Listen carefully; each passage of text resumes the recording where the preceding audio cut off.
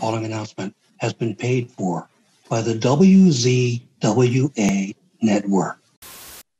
What up, everybody? This is former WCW wrestler Eric Paris, and you're watching the Insider's Edge podcast.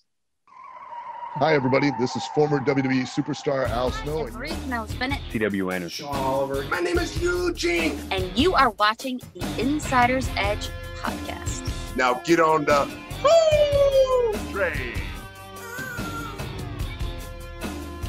Ladies and gentlemen, welcome to the Insider's Edge podcast here on the WZWA Network in conjunction with Blue Wire Hustle. I'm your host with the most on the West Coast, Karlifornia Infirri. Great to be with you all once again. I know I say the same lines as I start the show every single time. I hope it's not too tiresome for you all, but this is my shtick now and I'm sticking to it. And I'm real excited here tonight and today for my guest. As usual, most people on this show are on the other side of the world. I'm very excited to talk to this guy because I want to learn about his story. I don't want to just know of his story from a Wikipedia article. I need to get the word from his mouth directly. He is none other than the incomparable one and only Air Paris. How you going, bro? Hey, man, that's a big intro. Thank you for it. Hopefully I can live up to at least some of that. Well done, sir. Thank you for having me. No worries, bro. So I wanted to ask you, as we usually ask everyone on the show, how did you become a wrestling fan when you were a young guy? It's one of those things where I had a great-grandfather who was one of those old school Southern wrestling fans. You know, he would sit in the old chair right there in front of the television with his overalls on and chewing tobacco. And he would just, as he would watch wrestling, he would get up and he would yell at the heels. And he was one of those guys, you know. So as a kid, that naturally draws your attention towards the television. And we all know memories can be a little bit foggy or hazy or whatever, but as best I can remember, it was the Rock and Roll Express were on TV, and these guys were just rock stars, you know. That's the first memory I have of pro wrestling. I'm sure there was things other, you know, here and there, but that's the one that kind of sticks out to me. Yeah, fair enough. So some memories when you're young get lost in time. I remember the one moment I first ever saw wrestling. I've told this story before, but my dad was flicking through the TV channels at my great grandmother's house, and all of a sudden, and I don't know why this is in Australia, but WCW was on TV, and I saw Ron Simmons give two guys a double clothesline, and I about jumped out of my seat. And would you say for you it would be the same feeling? You see it for the first time and immediately it's like, whoa, like you're already hooked straight away. Yeah, pro wrestling's one of those weird things. It's like a great song, you know. At first 10 seconds it either has you or it doesn't. You know, because if the first 10 seconds of a song's not good, I'm clicking to the next one. Yeah. And that's kind of the way it is with pro wrestling, I think, too. You either get it or you don't. And the people who do get it, they get it for life, and then they're basically just like me and you, just lifelong fans, man. Yep, absolutely, bro. And I know all about those people that don't get it. I had a girlfriend back in the day. She'd never seen wrestling, so I showed her some wrestling. Actually, I showed her a Rob Van Dam, Jerry Lynn match because I thought she'd be like, wow. Oh, wow. And she just looked at the screen just blankly going, I don't get it. It's safe to say that relationship didn't last much longer. If you don't get those two guys, then there's no getting it. I don't think, you know. Absolutely. Okay, so you get hooked as a fan when you're younger, but at some point in the 90s, I guess you make a decision. You know what? I want to do this. I'd like to find a way to train. What's your first step? Going from fan, trying to figure out this part, you know, in the 90s, it's very difficult to get in the business at that point. Well, it's sort of it's one of those stories. Chris Harris, he tells me I'm reaching for my first match story a little bit, but so my sister was married to a local guy who was nobody you've ever heard of. But when I was about 8 years old, he began training, and you know how it is when you start, you know, get around the business, it kind of just takes up all your time, sort of starts to consume you. So at 8 years old, I was always that little kid who got to hang around training sessions, and they would have local shows. And I was I guess, annoying enough that and persistent enough that I got to start getting music for the guys or do this or that, and just kind of got to be around. So then I would jump in the ring and I would climb the top ropes, 8, 9 years old. That little brat, that little pest was me. And I started trying to take bumps, and then they realized, hey, if we want to show a suplex, we can just pick this kid up, and he could post. So at that point, I don't recommend. I wouldn't let my 9-year-old get in the ring. Well, I take that back. She's been in a WWE ring with AJ, but I wouldn't let my kid get in the ring with a bunch of outlaw wrestlers to start taking suplexes at 9 years old. Fast forward, I was 14, September 25th, 1993, in a little town here close to where I was born and raised, called Gore, Gore, Georgia, named after Rhino's finish, obviously. Yeah. And they needed somebody to just be basically in a squash, just a warm body, and they had a mask and threw that to me, and I think I wore some Zubaz and a T-shirt, or about 5 shirts, and I think I had maybe some wrestling shoes or something like that. So that was my first match, as Chris Harris would call it. That's crazy, bro. So you were 14? Mm-hmm. Good God. Yeah, 93. So this will blow your mind a little bit. So I've wrestled in the 90s, the 2000s, the 2010s, and 2020s. How many is that? 90. That's Wrestler brand. I'm in 4 or 5 decades. You're in 4 decades there. That's a 40-year career, bro. And so I'll be 42 on the 11th. However many, I don't know when this will air, but on May 11th I turned 42, and I've wrestled in 4 decades. Amazing, bro. It's insane. So as I was doing my research for the interview, obviously I have to go to Wikipedia, and a lot of the time Wikipedia could be wrong with certain things, as I've found in a lot of past interviews that I've done, even to the point where I've got a Wikipedia account and I edit the pages for people so it can be more correct. But I'm judging from your Wikipedia article. It says your official debut was April 20th, 96. You make your debut under the ring name Kid Ego, and you tagged with a guy called Mark Payne and lost to Dusty Dotson and Nasty Critter. Love those 2 names in a tag match for North Georgia Wrestling Alliance. Is that true? I'm assuming that match did happen. All of those participants are people that I worked around and with. Dusty was he went on to work in NWA Wildside with us as Silky Boom Boom. I don't know if you saw him in Wildside for a bit. The Nasty Critter was a local, just a local guy. Was part of a tag team. They wore like trash guy suits, and hit people with trash cans. Just really, really good, solid, independent wrestlers. Just never got past that sort of level. Mark Payne was a big guy, had a lot of talent, could do some insane stuff. But that match did happen. It was probably my North Georgia wrestling debut, but not my actual first match. Yeah, Wikipedia is quite incorrect on some stuff for me. I think it has me born in 1977, and it's actually 79. And there's some ring names there that I've never heard of. So, were you known as Kid Ego?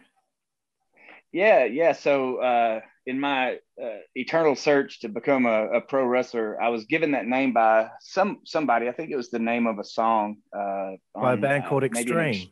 Extreme is what I was thinking. Yeah.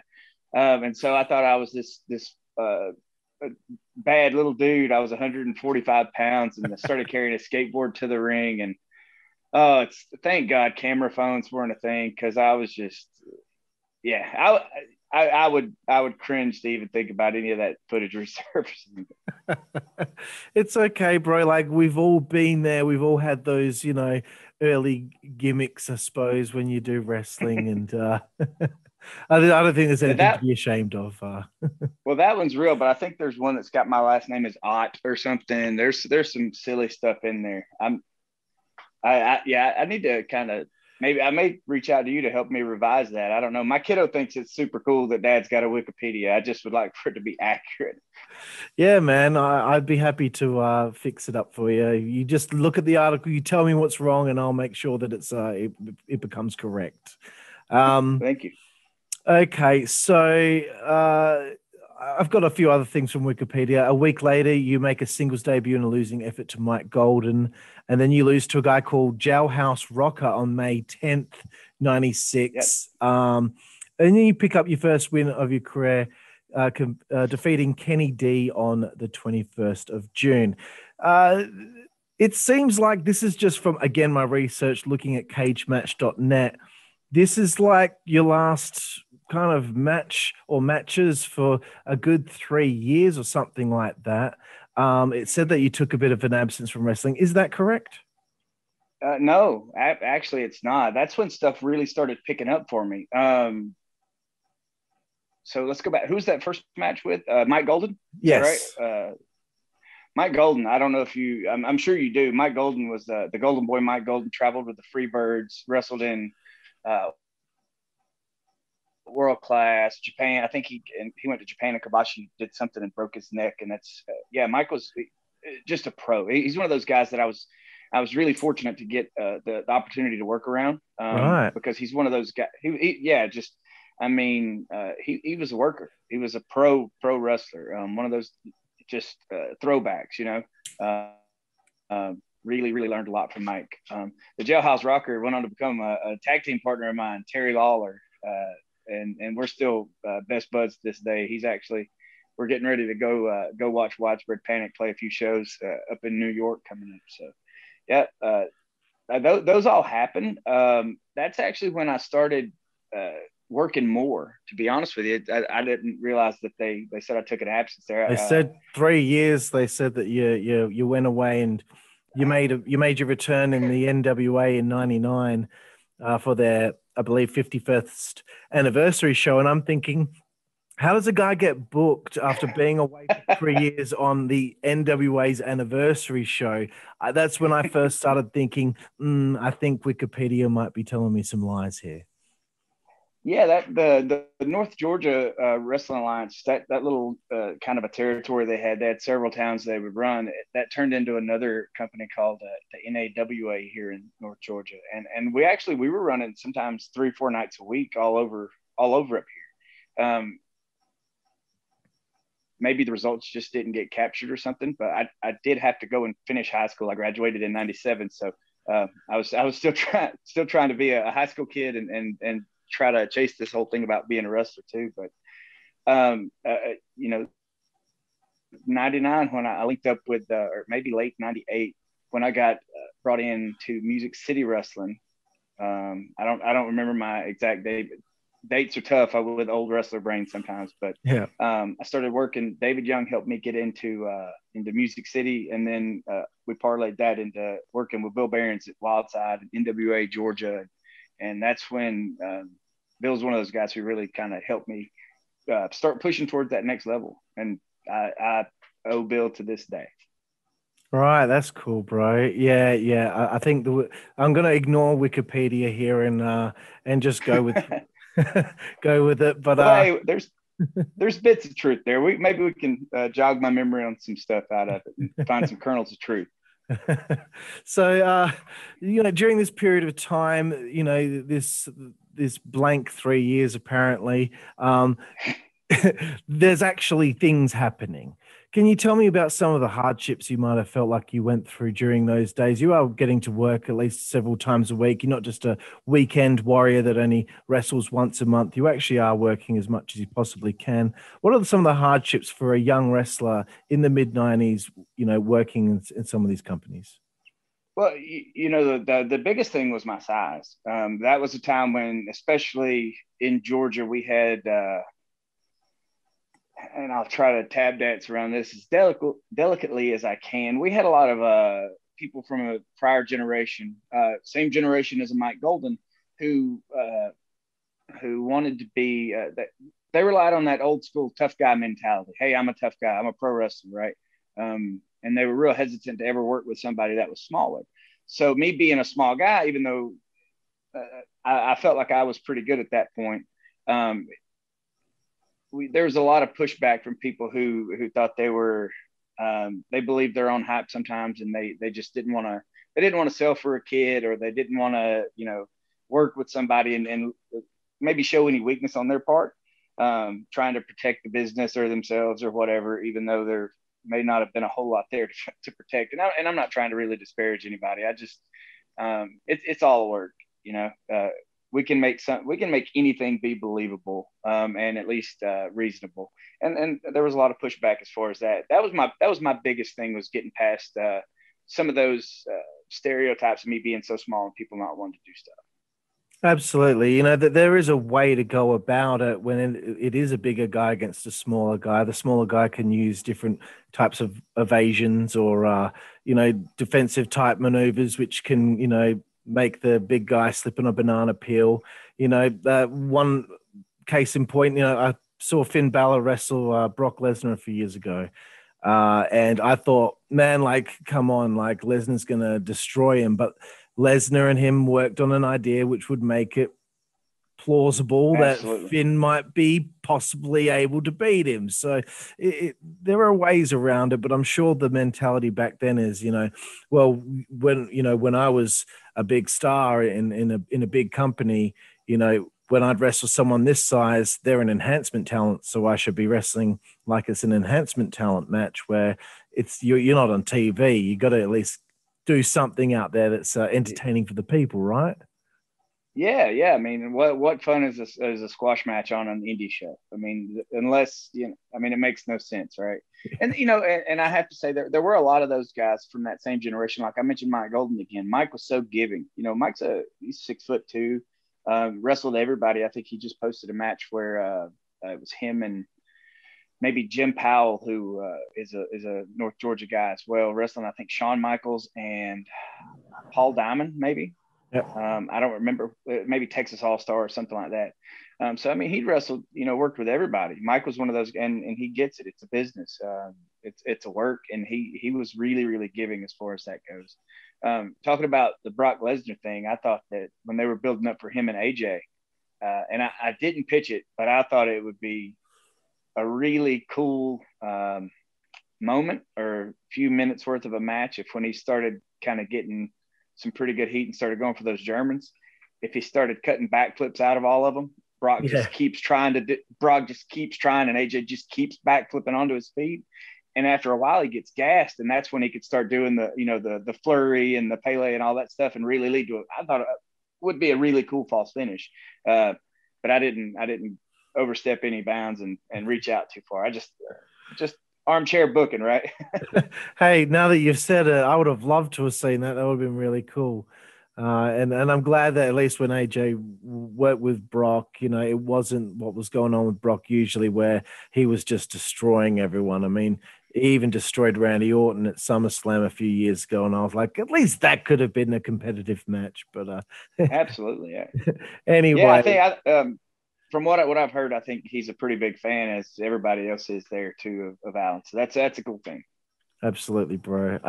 I wanted to ask you about the name Air Paris. I mean, a lot of fans out there that they may be aware that your surname is in fact Paris. But I guess you're a high flyer. Is this you just came up with this name just based on being a high flyer? This is your surname, Air Paris. Oh no, I hated it. I absolutely hated it. It's I'll never forget Bill Behrens. He's like, we're not going to run with the kid name. We're going to change that. Forgive me.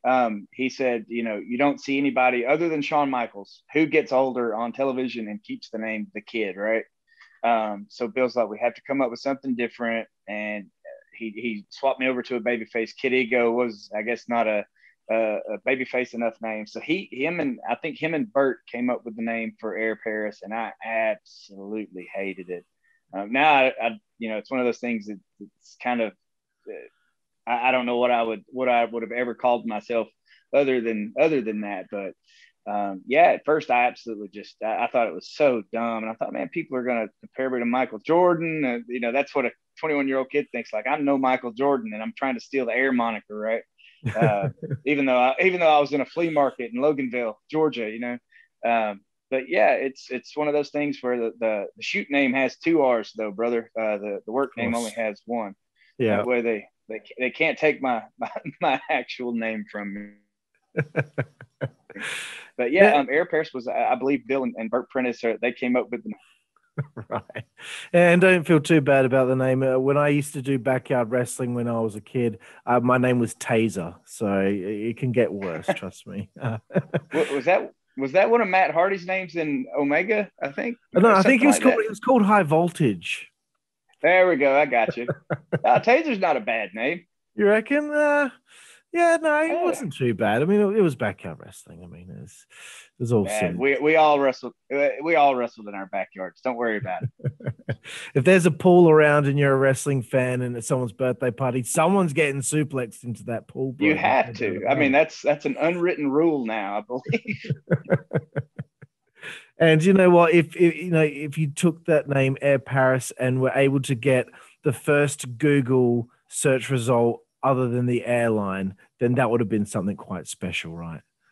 I think search it, that's what I get, the airline, but and I think there's maybe some sort of my kid wanted to Google me one day because she mentioned the Wikipedia or something, and I think there's like an outdoor some sort of air show or something actually in Paris, so I'm pretty far down the list.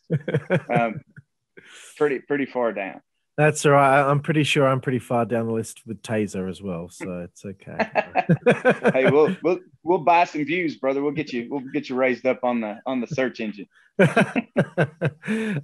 So okay, the NWA in 1999, as I mentioned before, I believe it's the 51st anniversary show for the NWA, and you compete on the show.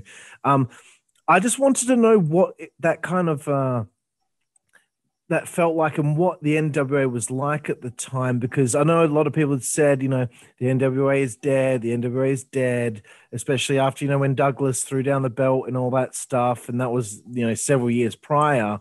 What's the health of the National Wrestling Alliance like in 1999 from your perspective? We thought it was alive and kicking, to be honest with you. I think don't hold me to it, but I believe I wrestled on the 50th anniversary as well. Do we know who I wrestled on that? Is that 51st? I think it was in like a scramble or something, or a battle royal. Is that correct? Right. I could be getting it mixed up here. Let's just double check. And on the 50th, I believe I wrestled. It was in Nashville. That's when they had, oh gosh, Gary Steele, the British guy who's the NWA World Champion, wrestled Ogawa, I believe, on the 50th. Right. And I wrestled, I believe it was me and Cassidy O'Reilly or Rob Williams against Bad Attitude, which was Rick Michaels and David Young, and they were the NWA World Tag Team Champions on that one. Okay, it is saying September 25th, 99, the 51st anniversary show, there was a battle royal with Twiggy Ramirez, Buck Quartermain, Chris Hero, Chris Michaels, Danny Dominion, Gary Chris Hero was in that? Yeah, Johnny Moss, wow, Mercury, and Tony Kazina and Vince Caplack. Wow. The Battle of the Belts 99, their 51st anniversary show. Yeah, Chris Hero was in it. Wow, that's cool. I'm a big fan. That match was kind of off a little, just kind of bad. I think I went for a moonsault. I snapped married the guy, and instead of him, and I can't remember who it was, I must not have said lay down and stay, but I go for the moonsault, and I think he's just sitting up, and I just literally just fly right over him. That's cool though. Being a part of the NWA was a big deal for me because, like I said, the first time I remember seeing wrestling, it was those guys, the Rock and Roll Express and all that. So to get to be able to wrestle on cards under that NWA banner, for me as a kid, that's just, it feels like you've hit the big time at that point. I think Bill was the vice president of the NWA at the time. Maybe Howard Brody was the president. I can't remember. Right. But we treated that as a big deal. I believe Nashville may have been running either as NWA main event. I don't know if it was before that time or after. I got to be some champions there. I actually, I was the NWA North American champion for 1 week. The anniversary of that's coming up, actually. So I beat the Colorado Kid, Mike Rapato, in a match I did not know the finish to. They put me over as a surprise on my birthday. It was a kind of, hey, let's give the kid the belt for his birthday present. And then I dropped it to Chris Harris the next week. So if you look up transitional champion in any dictionary, I'm that guy. But it was cool because I had the belt that Jeff Jarrett had on WWF television. Of course, yeah. NWA. Yeah. So I actually, for 6.5 days, that was my belt for a bit. So pretty cool. That is cool, bro. That is really cool. Well, I'm also, Wikipedia may not have this on there, but I'm an unrecognized NWA World Tag Team Champion. Right. Yeah, we did they came up with a finish. We were at the fairgrounds in Nashville. It was me and a guy named Rob Williams from Cincinnati. One of Chris Harris's best friends. Rob was a great guy and a really good wrestler. And we were wrestling David and Rick for the belts. And I believe it was a ladder match. So if I remember correctly, I had bumped David and I go to the top for a leg drop and said, move. And David stayed. So I hit him with the leg drop. And then I believe Burt Prentice runs and slides in the ring and counts 1, 2, 3 as quickly as possible. And they start throwing us the belts in hand and like announcing us as the World Tag Team Champions. This is completely against the board had no idea they were wanting to do this finish. Completely not sanctioned, not approved. I think it got some heat. That may have been the first time Bad Attitude got heat for changing the belts kind of on a whim without going through the office. But still kind of a cool thing to even though it's not recognized, to have had that for just a minute. Yeah, no, that is cool. That's a great story. Thanks so much for sharing. And as we were trying to figure out, was it the 51st or 52nd anniversary? You were correct before. 14th of the 10th, 2000. Bad Attitude, David Young and Rick Michaels defeated yourself and Cassidy O'Reilly at the 52nd anniversary show in Nashville. Okay, I got you. Yeah. So the 51st was my first one. There we go. Yeah. Now we're all clear. Okay, so that's really interesting to hear about your thoughts on the scene there, because I just wanted to know your perspective on that. I wanted to bring it to NWA Wildside because it's kind of got this like following, like everyone kind of knows about it, and like it was a little wild. Could you tell everyone out there who might not be aware of what NWA Wildside was? Could you just tell everyone, what the promotion was like and what your experience was like there? Because I think that the name of that company really needs to be put out there a bit more.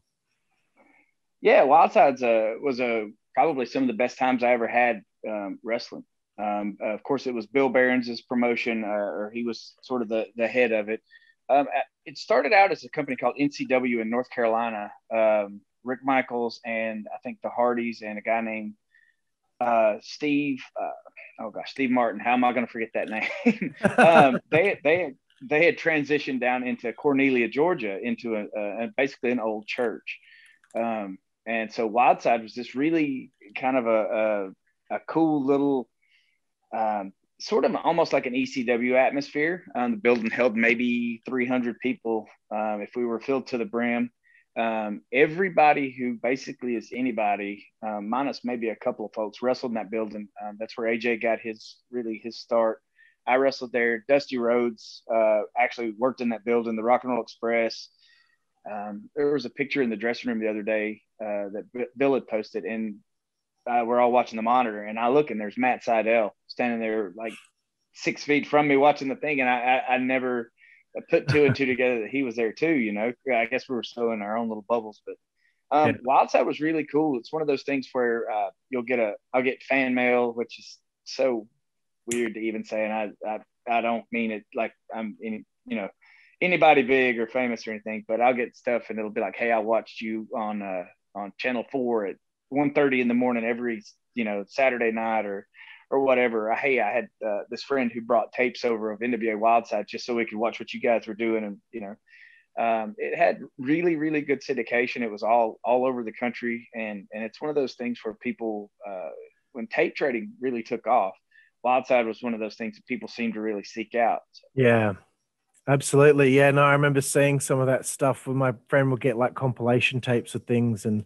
there'd be these, some of these things would slot in there here and there. Tape trading, the wrestling fans of today watching this interview, you'll never know the beauty behind the art form of the tape trading. You weren't able to see it unless you got that tape, and then you could put it in. It took you probably a couple of months to get the actual tape. You put it in and you just be like, wow, there's this whole world out there.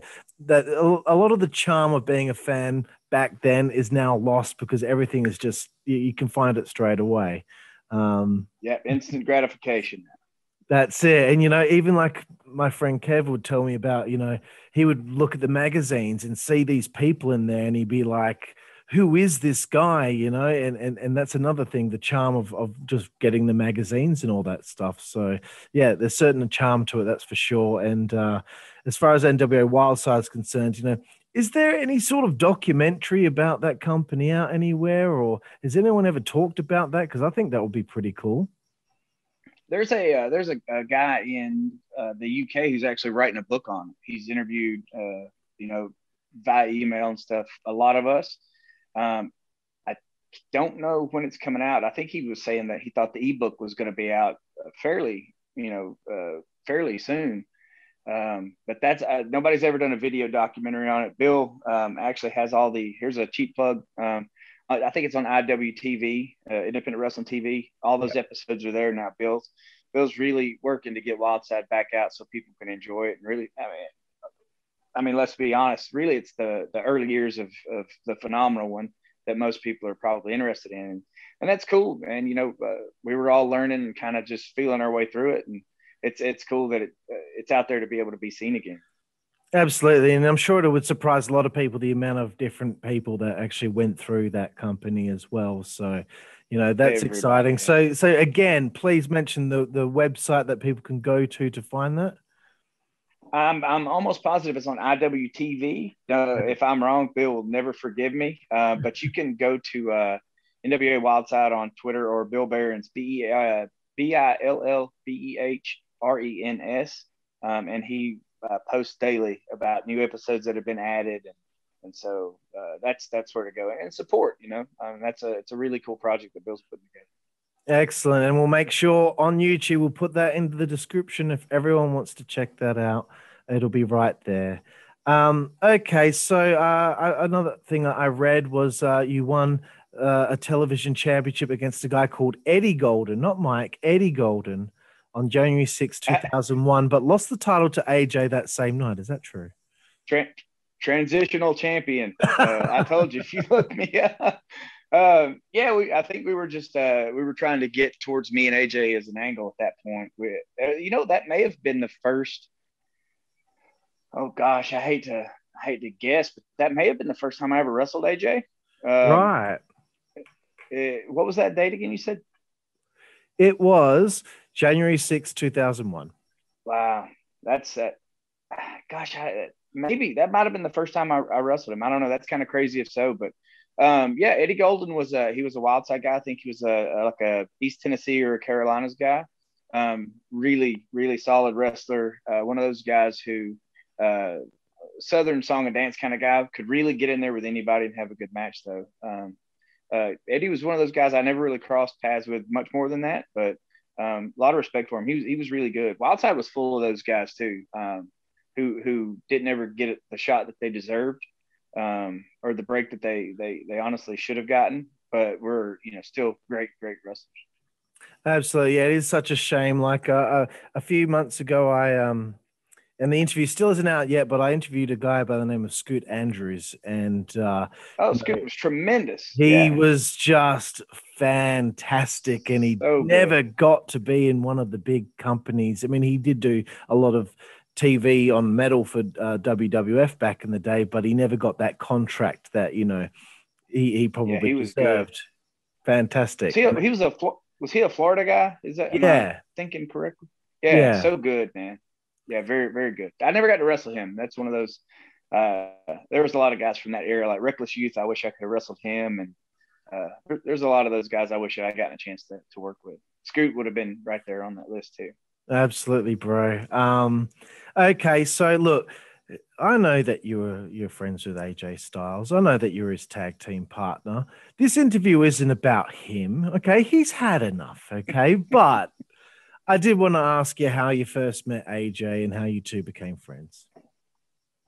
Well, it's funny. It may have been that January 6th date, but there's no way that was the first match though, because we were signed soon after that. I think we started wrestling. Well, you know what's funny? There's no way that was, because we main evented Christmas Chaos 2000 against each other. And I think we had done Hardcore Hell maybe against each other. AJ was one of those guys that NCW, they were extremely proud of. So, I was working in Nashville and you would hear about this guy.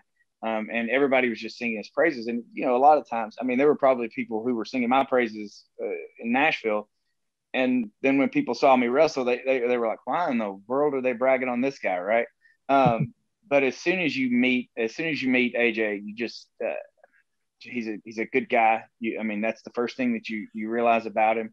And then when I got in the ring with him or just was watching him, one of the first memories I have of him, he did a shooting star press from the top rope to the floor on one of the Wildside big shows. And I was just like, holy cow, this guy's incredible. Right. Definitely needed polish. They put us together. Of course, neither one of us was polished. We were both green as a pepper tree or whatever it is Cornette says. But, we just had instant chemistry as far as wrestling each other. And that's when we got to be closer and become more friends, is once we realized how good we were together in the ring. And we started trusting each other. And as silly as some people may think that is on the outside, when you're in a wrestling match and you're giving yourself to somebody and trusting them, with honestly, your well-being, because we're always a couple inches away from, breaking our necks or whatever, it forms a really kind of a strong bond, between folks. There's a lot of folks I've worked with that I don't have that bond with, but AJ is one of those guys, man. When we started really just firing on all cylinders, it kind of just brought us together. And then, of course, that rolled right into the WCW thing for just a little bit. Of course, and I'm going to get to WCW very soon, but I've noticed that you teamed with the guy by the name of Cassidy O'Reilly quite a lot. And I want to know if you had any stories of him and have the chance to put him over or bury him if you want to. No, God, no. Cass is a great guy, man. And Cassidy's one of those guys I'm friends with to this day. His birthday and my oldest daughter, Perry, is the same day. Of course, she's a little younger. Sorry, Cass, but no, Cass he's a Louisiana guy. I think he's from West Monroe. He came up to Music City when I was there, and he was wrestling as the hot shot, Cassidy O'Reilly. Just again, we were both so green. I guess we were good-looking young baby faces, and they put us together as a tag team. We started wrestling with some guys. Being from Perth, do you know who Ashley Hudson was? Yes, I've been trying to figure out where this guy is for years, because a lot of Australian wrestlers here still don't know where he came from, who he is, or anything like that. He's this mystery to everyone here in Australian wrestling. He's on social media now. So I found Ashley. He was wrestling with a guy named Corey Williams, and they were wrestling as the New South. Just incredible tag team. Both great dudes. I did a lot of traveling with them when we were doing R&B security. It was a little nucleus of like me and Cassidy, those guys, and then they would sort of intersperse other Music City or maybe Wildside guys in with us. But once me and Cassidy formed a tag team, we started wrestling with those guys, man. Again, recognition started flying towards us, and that's a big that's a big compliment or a big statement on how good they were, because we both had really no idea how to formulate tag matches and all that. And those guys were just seasoned and were, gracious enough to pass that stuff along to us. Absolutely love tagging with Cassidy, wrestling those guys. The only bad experience I ever had wrestling those guys Cassidy had a bad experience at a flea market somewhere in Tennessee. He called to dive, and Ashley didn't hear him and just walked away. So Cass basically lawn darted himself over the top rope, and we thought he had basically killed himself on that one. But we did a dark match at a WCW Saturday night taping, and we did this spot where Corey he would shoot me off and tag Ashley, and he would give me the big tilt-a-whirl up onto his shoulders and then spin about 4 times and drop me down into a side slam. And as soon as I landed, there comes Ashley with the slingshot leg drop over the top. And I look up, and I won't cuss too much, but Ashley's rear end, the only, and we did this move 100 times, and I look and it's coming, and I thankfully he didn't crush my face, but he sat full weight right on the top of my head. It's the only bad experience I ever had wrestling those guys. And Ashley said, "Mate," and I won't do the accent because I can't. He said, if it'd been an indie show, I would have pulled up, but it's WCW. We had to hit the spot. And I said, "You're right, dude." So that's the only bad experience I ever had working with any of those guys. Just good brothers, man. Good brothers. Right, bro. My mind is blown that you mentioned Ashley Hudson's name, because I love searching high and low to find this guy to see if I could get him on the show, because there weren't many Australian guys in that time that were over in the US. There was a guy called Mark Mercedes who did a bit in WCW as well. But Ashley was somebody that, when you look at his match listings online, he worked there a little bit here and there. And obviously later on, he did do a few things in TNA early on, especially the first episode that ever aired, the pay-per-view that ever aired in Australia. He was on the show. But I've interviewed other Australian wrestlers, and they're like, "We know nothing about this guy. We've never met him." Oh, wow. And it's always shame. this like mystery to everyone in Australia about this guy. So, now that you said he's on social media, I'm going to find him, and I'm going to, tell him I got to speak to him. I will give him the office on it as well. I'll shoot him a message when we're done and let him know you're going to be reaching out to him. Awesome, bro. That means a lot to me. You spoke a bit about your good friend Cassidy. Eventually, Chase Stevens replaces you in his tag team because you get signed to WCW in 2000. How did the opportunity come about to – this is, again, I read this on Wikipedia. It said that you were signed to WCW. How did the opportunity come about?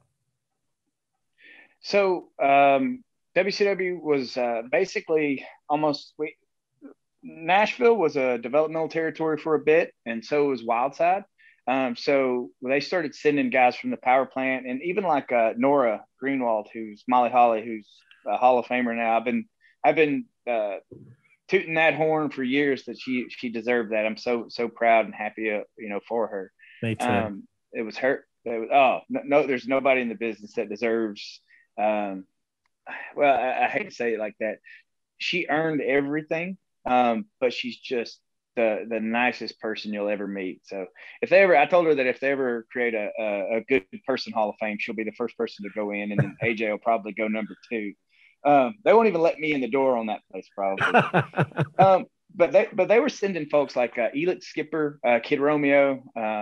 Those were the 2 guys that I kind of got paired off with when they first came to Nashville. They were wanting to work in front of bigger crowds and kind of just get some experience. And so I wrestled with both of those guys. It's funny that they were my last, maybe our last WCW match was Romeo and Elix. I never put 2 and 2 together on that. They were the ones that beat me in Nashville all those times, and then in the Cruiserweight Tag Team title tournament as well. But they were sending guys, and then we got to reciprocate. So they had us do extra work as security and different stuff. The R&B security gig was a pretty sweet deal.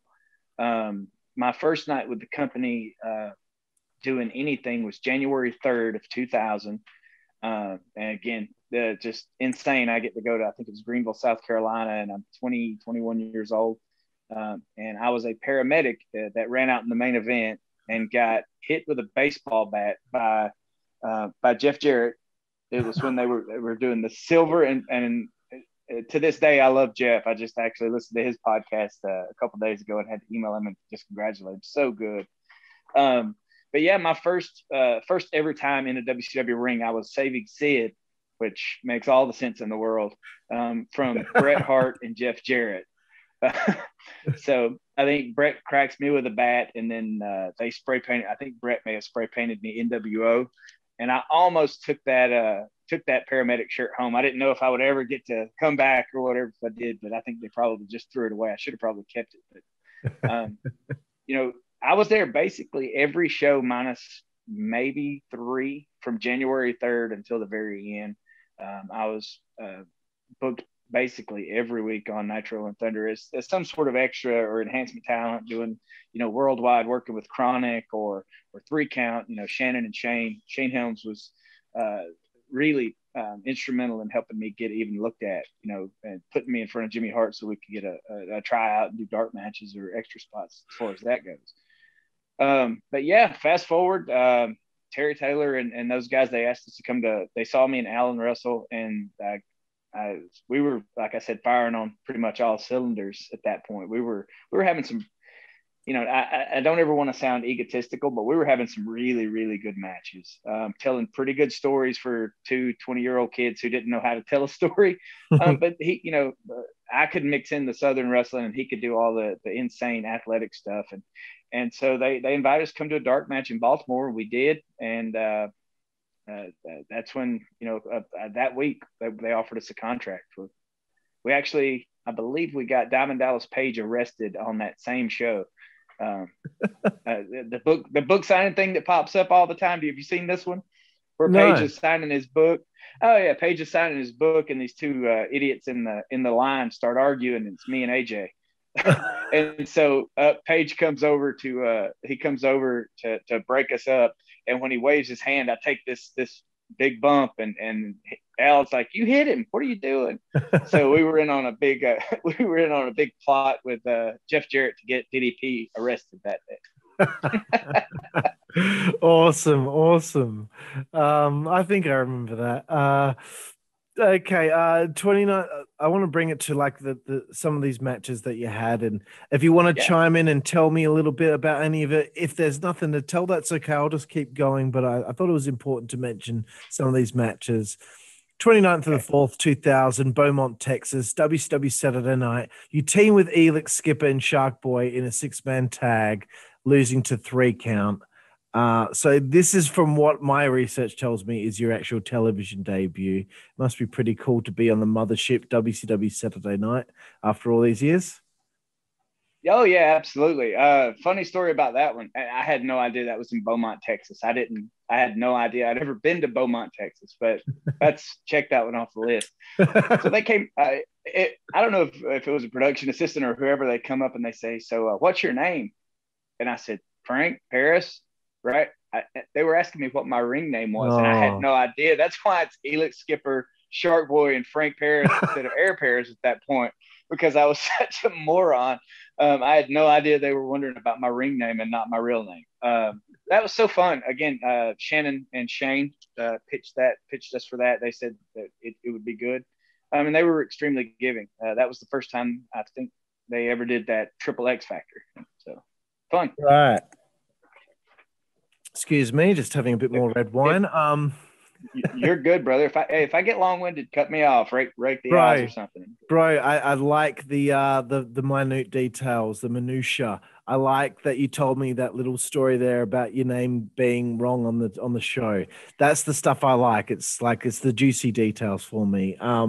Your next match, you make your worldwide debut, 30th of the 5th, 2000, in Boise, Idaho. You team with Alan Funk and a guy by the name of Shane Eden, and you cop a little bit of a loss here to Chronic, of course. And I wanted to give you the chance to talk about working with Chronic, because next Thursday we'll be releasing our interview with the one and only Brian Clark, and he had mentioned that I'd asked him, because he had many matches in his career where he squashed someone.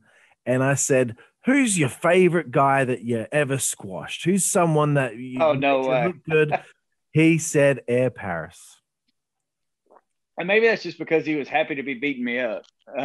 No, man, those guys were just so growing up. Demolition was they were my tag team, right? And I was a massive Night Stalker fan. So when Brian first broke into the scene, he had the big axe and all that. I thought he was the absolute coolest guy in the world. So fast forward to getting to wrestle him and Brian, well, first instincts is holy crap. These dudes they're jacked and they're scary and they're rough and they're tough and I'll, just full transparency. They were pretty rough with a lot of guys, because they could be, and it was, that was the gimmick, and that they never hurt anybody, and they were never intentionally, maliciously out to hurt anybody, but they were rough. You knew you were going to be in a match and it was going to be pretty tight. The first time I wrestled them, I was scared to death, just absolutely scared to death. And they never touched me. There's a lot of things that they did that looks like it's just absolutely killing me. And they were just both pros, man. Getting to wrestle them was just a dream come true. Cause again, I love Demolition and the Night Stalker. And after that, man, they would sort of put in a bug in people's ears. If they were getting to do some sort of a worldwide match or whatever, they would say, hey, give us this guy too. So yeah, man, just those were so fun. Getting beat up has never been quite so much fun as it was by those guys, man. Some of the other guys in that match may not have enjoyed it as much, but they again never. I think David Young hit me way harder than either of those guys ever did. Just completely treated me fantastic. Loved Awesome, every minute of it. Awesome, man. Yeah, Brian's a great guy. We had a great conversation a little while ago. 13th of the 6th, the Norfolk Scope. Yeah, this is nice. You and Cassidy get to team up with a young James Storm against 3 Count there. So it must be fun to be able to have your old tag partner come in with you here at the Norfolk Scope. Yep. Shane Helms loves to tell the story, and so does Storm, that before the match, because it was a pretty good house that night. Cassidy calls the springboard spot. Now he'll kick my tail for bringing this up, but he calls the springboard spot, and we're all like, you make sure you hit it. Shane Helms said, if you're going to try it, you better make sure you nail it.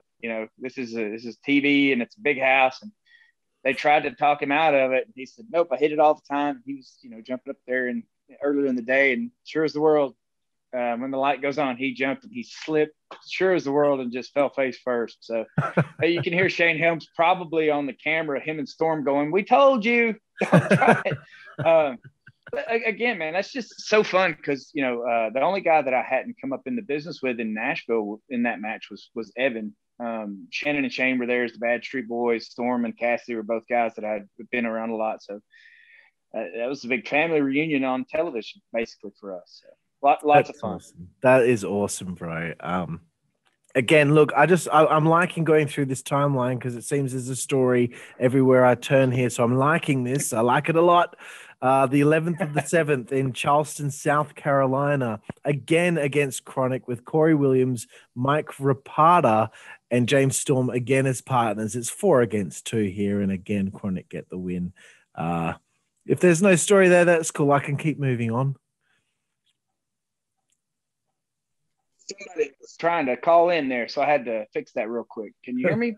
I can hear you. Okay. It's one of those things, man. I tell people all the time, if you've never stood in the ring and heard Chronic's music and saw those 2 big bad dudes coming towards you, then you've never really lived.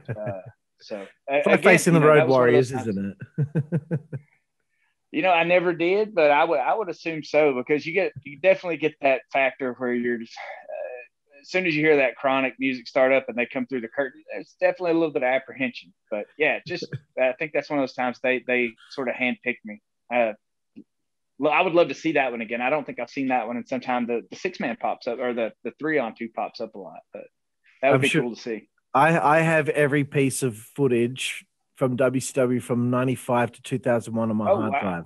I have more on my hard drive than the WWE Network. That's how much of a nerd I am. Holy smokes! So wow. I could probably scoop up all these things and send them your way if you like, bro. I would love it, man. That's so cool. Thank you. That's cool that stuff is going to still be out there. Absolutely, bro. So another one which is very meaningful. I'm not sure if I'm going to get the name of the town correct. Biloxi, Mississippi.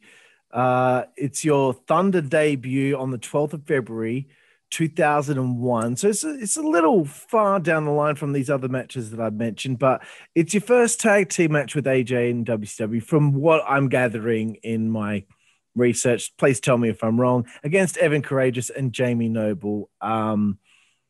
You guys get put together in this tag team. You must have been pretty excited to do this together. Yeah, that was a lot of fun. I wish that, I don't ask for a lot of do-overs, and there's not a lot of things that I regret or look back not fondly on as far as wrestling. WCW's got a couple of those though.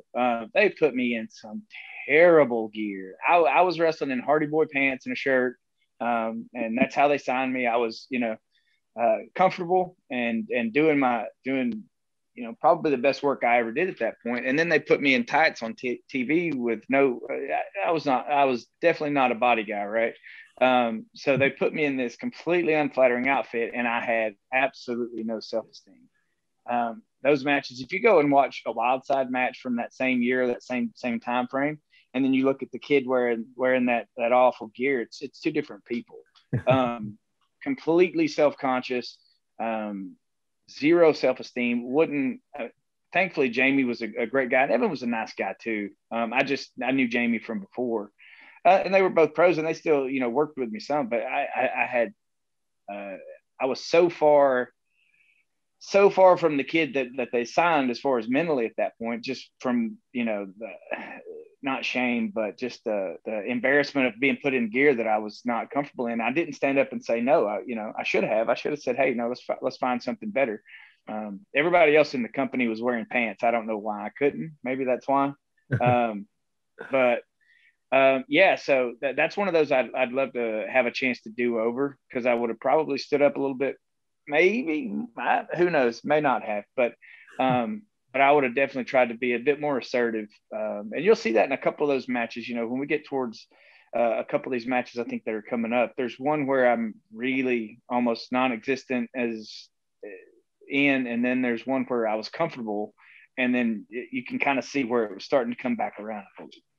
But yeah, those guys were pros too. Evan was always fun to work with. He doesn't get a lot of credit. He was solid. Had an unbelievable look. Was built like $1 million, and then everybody knows how great Jamie Noble was. He was just ahead of his time. He was a hybrid before that was really a term, I believe.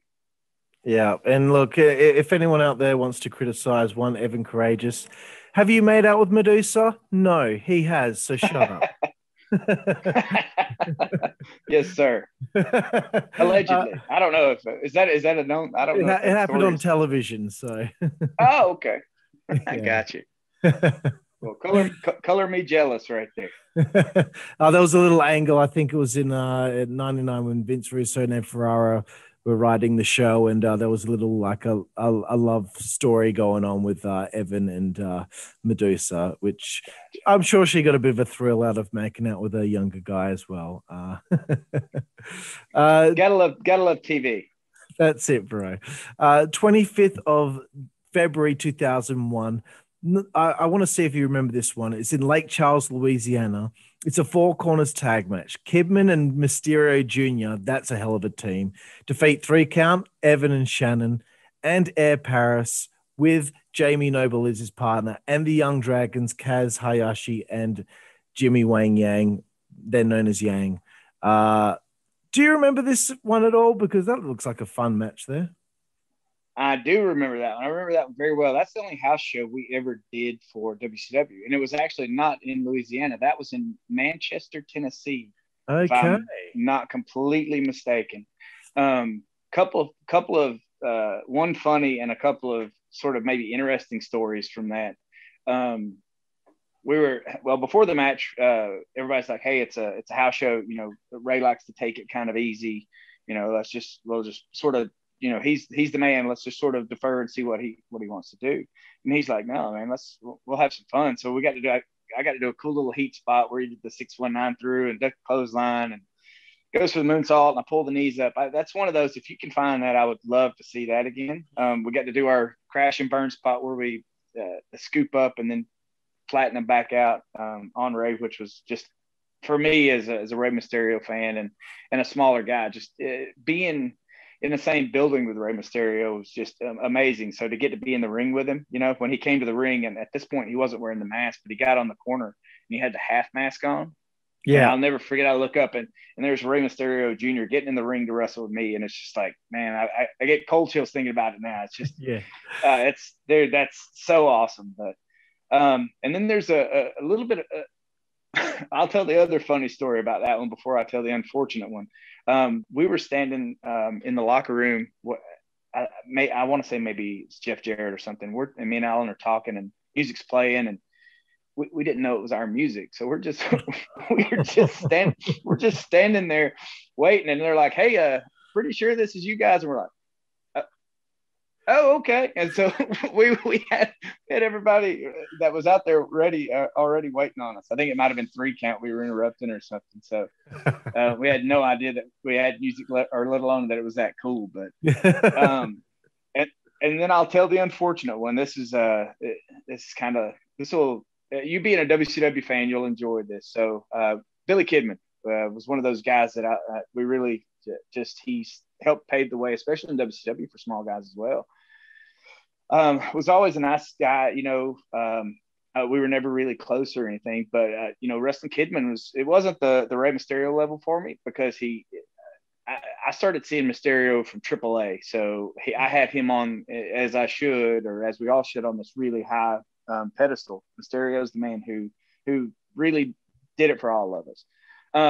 But so we go to do the car crash spot, and Kidman does the dive over on me, and I think AJ's coming next. And I thought he was coming straight over. I thought he was just going to do the flip, or, the straight front flip, because that's what he did most of the time. And Kidman says, "So what's he doing?" I said, "He's coming straight over." And AJ starts spinning. And so if you watch the very last Nitro, and this is a kind of a little Easter egg, and it's not funny or anything. This is why I'm saying it's unfortunate. AJ, when he started spinning, Kidman thought he was coming straight over, and he caught a knee to the eye. So if you see those stitches on his eye on the last Nitro, yeah. So I think I caught a little bit of heat for that, even though it's completely. I would never, again, just an unfortunate one, but it's one of those little Easter eggs from that time period that you as a fan might go back and be like, "Oh, it makes sense now." That's why he's got that on his head. That's fantastic, bro. Okay, here we go. There's a Cruiserweight Tag Team Championship tournament. It's on the 5th of March 2001. When I think back, I just feel like it's crazy to think that there was actually a Cruiserweight Tag Team Championship. Obviously, it wasn't around very long, because the 5th of March is not very far from the 23rd of March, which is the end of WCW. But Air Raid, you take on the eventual winners, Elix Skipper and Kid Romeo in Greenville, I believe. Tell me about this one. You must have been, I don't know if at this point you're hearing any rumors about WCW closing down, but you must be pretty excited that you guys are now called Air Raid. You have a name, maybe you've already been called that before, but you got this thing going on, and you got this great match with these guys. How are you feeling at this point? And please tell me about the match. Again, I'd already locked up with both those guys when they were in developmental, getting ready to come up. So I had pretty good familiarity with both Sam and Elix. Elix Skipper's probably the best athlete that ever was a pro wrestler, and he had limitless potential. Elix, everybody sees the cage walk spot, and he never walked through that. David Young actually told me a story about that, and hopefully it's okay for me to tell this, and I'll come back to us. I'll circle back around, but of course. David tells me the story that I believe that was Dusty, maybe, or whoever was booking TNA at the time, had basically told Elix that they were finishing him up that night, that was going to be the end of his. This is from David Young's, and so he was there. And so Elix said, "Yeah, no, going to do this cage spot, and they called it, and never walked through it, just did it when the lights were on, and then they had to keep it, basically. And that's the way, I mean, it's the most spectacular spot possibly in the history of pro wrestling, period. Yeah. So that was hey, you know, I'm going to show everybody who I am. And so they, you know, become undeniable. That's what Elix did with that match. So cool little sidebar. Unless David Young's completely telling me a lie, which he does, but I believe that one. But no, those guys, again, had familiarity with both of them. If you go back, I think we worked with the Young Dragons once right before that too. And they started getting me into some better gear, and I was a little more confident because I knew Jimmy from Georgia before as well. And Kaz is one of those guys. He was like a small Muda. Kaz Hayashi is so underrated as far as pro wrestling. And Jimmy was awesome too, but Kaz is one of those guys. He moved like Muda. He was just so unique that I don't think people ever really gave him the credit that he deserves for being so good. He was just, you know, some of those ladder matches they did, I think at Starrcade, just incredible stuff. But when they go on about all these great cruiserweights from WCW's history, it's always Ray, Psychosis, Lapaka, you know, even maybe Super Calo might get a little shot of him as well. But people are forgetting that, you know, even though Kaz came in a little bit later on in WCW with the cruiserweight stuff, you know, he was there, you know, he was an important part of that division because at that point, guys like Ray and Kidman had left the division to do, and Malenko had gone off to do other things. They needed guys to come in there to be an important part. So I completely agree. Sorry to cut you off. I just wanted to say that. No. Anytime there is credit due, I think it should be given. Kaz is one of those guys. Like, you know, that whole, like Shane Helms. I mean, people sleep on Shane Helms sometimes. Just how really Shane was a top guy. I mean, he was coming up. He would have been a top guy in WCW in 2 years, not as a cruiserweight. I think that Sugar Shane gimmick, he would have been a U.S. champion. He would have been probably in line working with whoever was on top at that point. He was on that kind of a trajectory, just becoming undeniable, right? That's one of those sort of those threads. But that's when I started sort of building some confidence, though. I think we had the Disco and Alex match where they put us over, and they still had me in that awful gear. The gear with the Young Dragons was better, and then the stuff they put us in for, or that they made us for that match with Elix and Romeo, even a bit more comfortable. So you can see that if you watch those matches now, knowing, you can see my confidence is starting to build. You know, who knows where we would have been in 6 months or a year or 2 years or wherever at that point. But yeah, that's when I started actually getting a bit more comfortable. Those two matches, that and the Young Dragons match, I'm actually, I don't cringe watching. I don't mind watching those at all. And all those guys were just great. Those are ones I don't mind watching. But if I could have the Disco and Alex match back, and that one with Jamie and Evan, those are two I'd like to redo. When I was still mentally not kind of off track. I understand. And I wanted to bring a revelation to you here. Your final WCW match is against actually the Young Dragons, because it's the 5th of March 2001 was the Cruiserweight Tag Team title match with Skipper and Romeo. But the final match you guys had was on the 19th of March on Thunder in Gainesville, Florida, against the Young Dragons. And I believe this is the final episode of Thunder, as on the 23rd. I believe so. Wasn't too far along later. It was when the end of WCW came. So tell me about that match. And please, if there's any situation that you were in backstage where you heard anything about this company going under, if you heard anything, please indulge. I mean, I was so far down the totem pole at that point. I mean, we were so new. Even though I'd been there in security doing those spots and extra work for a year or so, I was on nobody's list of important people to tell about what was going on with the company. I was just there to try to show up and do my job and hopefully keep it, which we see how that worked out. But yeah, I mean, there were rumblings and there was talk about maybe going dark for, I think they said anywhere from 3 to 6 months. and I want to say it was Shane. And it keeps coming back. Shane's one of those guys who if he can help you and you want to work, he'll help you more than anybody. Even at the maybe the risk of losing a little bit of shine himself, he'll help you because he knows it'll come back later on. If that makes sense. Shane's just one of those guys. But I believe it was him telling us that Eric was buying the company, and I guess that was the Fusion deal or whatever. We didn't know any of the details as far as that, but basically we were hearing that it was going to be dark and just do house shows to try to rebuild interest for anywhere from like 3 to 6 months, and then TV would come back. We didn't know anything about like the Big Bang that Eric Bischoff had talked about doing, or there was no talk of any like actual moving parts, but that's kind of what the rumblings we were hearing from our small little spot on the roster. All right, and the match itself, I mean, it was one of your other fond memories of WCW, and it was the last outing there. Yeah, oh, that's so fun, man. That's those that I think you can see again the progression where my mental state's coming back to. I'm getting to sort of be that kid who they signed. I was far more comfortable in spandex, I guess, on television at that point than I was before because the outfit wasn't quite as ugly.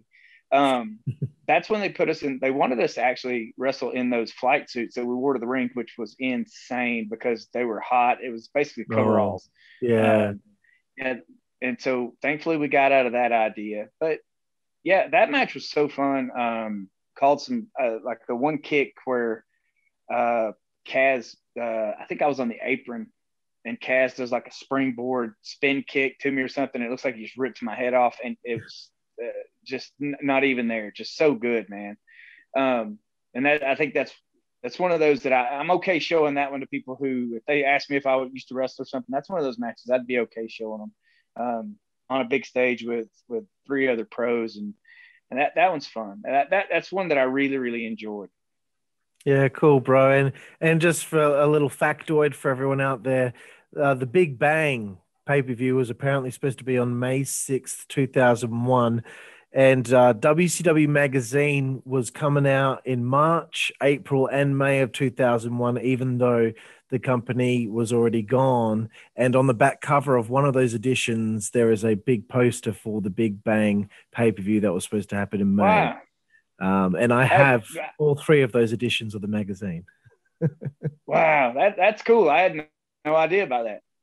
Yeah, so isn't it funny how there were all these plans in place, but then what happened, and the magazine still managed to make it to the stands. When did you find out WCW was done? This is this is heartbreaking, bro. At the same time, every oh man, it's it's one of those things where even at 21, I felt like I had worked my entire life to get this spot, right? It's 7 years. And so for the rug to get pulled out from under us, there was one thing in pro wrestling that was never going to happen, right? There was no way that Vince McMahon would ever be able to buy WCW. Even, as bad as the company had been, that was the one thing that would never, ever happen, right? So, yeah, I think I found out when everybody else did. I was at home watching television because they didn't book us on that last one. Okay. Yeah, we were off on that one, which, I don't know how early anybody else knew, but I'd actually already taken a week's worth of bookings in California. For an independent thing. I called Bill and I said, hey, I got and this tells you how long ago this was. So the guy that had been booked for this little tour, it was booked under his ring name, right? His plane ticket was booked under his ring name. So when I got to the airport, I show my ID. I said, but this is the ring name. This is a pro wrestling name. I'm supposed to take this ticket, and they let me fly. This shows you where we were at. Yeah. The world changed a short time after. Very short. Just unbelievable. But yeah, I called Bill and I said, hey, I've got an opportunity to make a pretty good payoff, and what should I do? Because, is this going to be like a breach of contract? And he said, we don't know if the contract's going to be worth the paper it's printed on by the time next week rolls around. So go ahead and take them. So I'd already agreed to a week's worth of bookings out there before it ever happened. So thankfully, that was about a pretty bad misnomer there. I was going to say, thankfully, the company went out of business, so I didn't breach my contract by doing an indie show, right? But yeah, thankfully, the situation panned out the way it did, I guess is the way I'll say it. But yeah, WCW was one of those things where, it was a really good learning experience. When I first got that contract, I put my rear end somewhere up here on my shoulders. And humility is one of those things that is a lesson we all need to learn. And we all will eventually. I learned mine at 21 pretty well. I thought I was a hot shot, that no pun intended there for the previous tag team name. But, going back to when we first started talking, that generation of guys before who were all these tough guys who thought they were big stars in these big fish in these small ponds, telling me I'd never be anything and all that, to sign a contract with the second largest wrestling company in the world. I took that and I let that really inflate my ego pretty well for a bit, to go call back to the name Kid Ego, I guess. Right. So that, WCW was a great lesson in humility for me. And I'm thankful for having learned that and having had the opportunity to be a part of it. It's something people can't ever take away from me. But in the same breath, I believe signing with WCW was probably the worst thing that ever happened to my wrestling career. I mean, as silly as that sounds, 6 months before, I was out there, we were hustling it, 4 or 5 nights a week, just working our tails off, hungry. We had this goal we were working towards, right? And then you get this contract and you feel like you've made it to this spot that you were working for. And then the rug's pulled out from under you, and it just completely, it separated me from wrestling pretty hardcore at that point. Because I felt like, and I tell people, 21-year-olds should never be allowed to make any of their own decisions. I think we ought to make it like 35 or something. Because I sulked up and I went home. I thought, well, wrestling owes me. I've worked all my life. It's so dumb to even hear myself saying now. Yeah. But all that drive and all that hunger and all that pushing towards that goal of getting there was gone. It was gone in 1 2-hour television show, basically. If I hadn't signed, if we hadn't had a contract, maybe if we were just sort of nightly or something, we were still pushing to get there, and that rug gets pulled out, then maybe I would have done what Alan did. And just because, and he had that conversation with me. He said, we're coming off TV, and Bill told us the same thing. We're just off TV. We've got this. Let's just keep hustling, keep pressing, just keep moving forward. And again, completely just me making a poor decision. Turned out well for me. My life now is absolutely just, man, I'm a lucky dude. I'll just tell you, I got a beautiful wife, 2 perfect little girls, got a yard that I love to mow like Hank Hill and that. But as far as pro wrestling, that was probably the worst thing that could have ever happened to me, was having that contract. Having that for 2 months just completely took all that motivation away.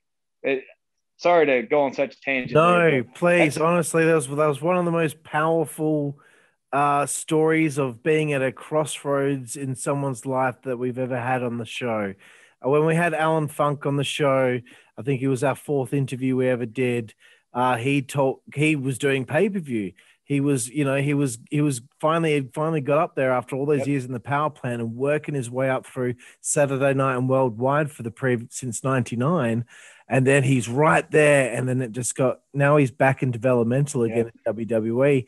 It was disheartening for him. And, he did a little bit in TNA, but, after that, he kind of, I think his heart was broken by the wrestling business. And you're so right about 21-year-olds. Gosh, when I was a 21-year-old, I was an asshole. I was a horrible kid. I should never at that age be able to make any decision on anything. Maybe what I'm going to have for breakfast, what cereal I'm going to eat, but that's about it. 21-year-olds, don't know anything about life at all. So I can totally understand You're how right. you feel about that. 35. Hey, I'm 34. So like I feel like I know who I am and what decisions I want to make in life. At 21, I was so up with the fairies. I thought I was unstoppable, and so Absolutely. I totally get what you're saying, bro. And I really appreciate you sharing all that with me, because it must have been, Of course, yeah. your eyes must have widened when you're watching Nitro at home and all of a sudden Vince McMahon's on the screen. You must have just been freaking out, like, get your phone out. Alan, what's going on, bro? We definitely, there was a couple of moments, and I'll leave that up to the imagination, but there was a couple of spots during that television show where we were calling each other. Yeah, and that's not one of the. I don't tell that story for anybody to. It's not like a sympathy grab or anything like that. But it's just one of those things where, and I try to teach my girls, man. Well, my oldest one more so, because the little one, she's still kind of just in her developmental stages. But, just because you reach a certain spot, don't stop. If you've got a goal and you've got a dream, I'm a kid from Summerville, Georgia, right? I'm in a little tiny town that is probably ever heard of outside of this conversation. And I said, hey, I want to be a pro wrestler. And I made it on the television on Monday Nitro. I was in the locker room with Hulk Hogan and Ric Flair and all those guys. So dreams are doable. They're attainable. There's nothing that anybody cannot do if they really, really set their mind to it. And you can speak it into existence. You can will yourself to overcome anything that stands in your way, except poor decisions and get in your own head, which is what happened to me in 2001. So use me as a guide and as a what not to do in sort of those situations. And, just because you hit a roadblock or a hiccup or something on the way, don't let it derail the path to wherever you're wanting to go. I agree, bro. It doesn't matter the situation. Your dreams can come true without a doubt. Although I think my dream of dating Tori Wilson is out the window, unfortunately. Hey, reach for the stars, brother. Reach for the stars. That's okay. I said that a little quietly because my girlfriend's asleep inside the house there. But I wanted to ask this question because I always thought this when I used to watch TNA, and I promise there's not much longer to go, bro. No, you're good, man. But I always knew of your name when AJ was in TNA and he still had his little short hair. Now he's got the long locks, but he had his little short hair still, and he was just making a name for himself week after week after week. And I always knew of your name from the tape trading and all that stuff. And I always expected you to show up and go after him. Was that ever discussed? Was it ever discussed that his old tag partner would come in and just wreck his life? No, not with me. I don't know if anybody ever really, if that was ever even discussed within the company or anything like that. I took that's when, Wikipedia is right. I did take several years off.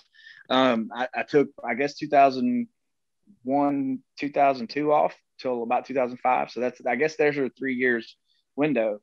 But no, I mean, guys like Jeremy Borash and Bob Ryder, Bill Behrens, they all tried to kind of get my head screwed back on straight and get it out of my own rear end so I could get out of my own way and start pushing back towards wrestling. But I had just gotten so far removed. I didn't love pro wrestling. Okay. It was at that point, I was completely stoked for the guys that were there, but I had I got fat. I got out of shape. I think I wrestled Jerry Lawler in 2005 and, way out of shape. Like I snapped Meriden pretty quick and went for a chin lock. And Jerry pops up and goes, "No rest holds." And I said, "I'm blown up." And he looks at me and goes, "How? Like, how are you blown up?" So yeah, I had gotten so far from pro wrestling at that point that, I would have done myself and that everybody in that organization a disservice if I'd tried to come in and take anybody's spot. I had absolutely no business or ability to do that at that point. I understand. And thank you for laying some context to that. Now, me from 17 years ago understands why Air Paris never came in to feud with his old tag partner. I don't know why. I always was just like he's going to be there at some point soon. Now, if you want to kind of sort of satiate that a little bit, you can go back on YouTube. There's I started running some when I started enjoying wrestling again, and I kind of got reconnected with it. I was booking some shows in a little town called Cedartown, Georgia, at a promotion at a building called the Perks, P-U-R-K-S. The PICW. That's the one. Yeah, it was basically wrestling fantasy camp for me. So. I was going to bring all that up because AJ, I've got all these matches here that I wanted to bring up, but please keep going. Perfect. No, I was going to say, and Alan was one of those guys. He was TNA world champion at the time when I booked him to come in and wrestle with me. I use a lot of those TNA folks. A lot of the knockouts worked with me. But yeah, if you wanted to kind of sort of satiate that TNA Air Paris AJ Styles thing, you can go and watch. There's a really good match, and it's cool. That match is so different from what we had done before because the matches in 2000, I was the veteran and I was sort of leading the way. I was calling everything and sort of dictating the pace, and AJ was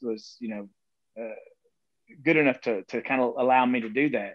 In 2010, he was the best wrestler in the world at that point. So, and I was still out of shape, and I could kind of go a little bit, but he really pulled me along and carried me through that. So what was really an excellent, I think, 28 minute match that I had no business having in 2010 with the world champion. So that's that I owe him a lot for that. That was a fun match. That's really cool, bro. Yeah, that was in my notes. But there were a few other matches, and as you said, it's like fantasy camp. 12th of December 2009, the Steiner brothers defeat you and Bobby Hayes in 15 minutes and 45 seconds. That is amazing, bro. Working with the Steiners. Oh yeah, you want to talk about scared to death? We had booked Scott in the month before. And this is an independent show back before independent wrestling was really drawing very well. So I think we had 1,000 people in the building for Bobby Hayes versus Scott. And then we did an angle at the end of it where I jump him and then he sets up bringing, Rick in the next month. So I made the mistake of watching a ton of their Japanese stuff between that and that show. So I went into it terrified right out of the gate. But you know what? Those guys really treated me well. A fun little tidbit from that. We did the spot where I back away from Scott and I'm kind of pushing myself back towards the corner and I crotch myself on the post. Just a cheesy little heel spot. And Scott kind of looks at me, grabs eye contact. He comes over and he stands on my hand. Like I can't, he's not hurting me, but I can't go anywhere. He looks at me and he looks at Rick and he says, "Bite him." And Rick like, "Huh?" And he says, "Bite him." So I'm like, "Oh, okay, we're doing this." And Rick bit me so hard on my right butt cheek that they could have taken his dental records from my flesh. But at that point, that he gives me that sort of Rick Steiner kind of grin and the laugh, and all that anxiety I had for the match and being in there with them was gone. At that point, I knew they weren't going to hurt me. They were there to have a good time, and that's when I think they did that just to sort of ease my mind a little bit. Just absolute incredible. Me and Bobby were standing in the ring, and we had 1,300 or 1,400 people in this old school gym, so it's really loud.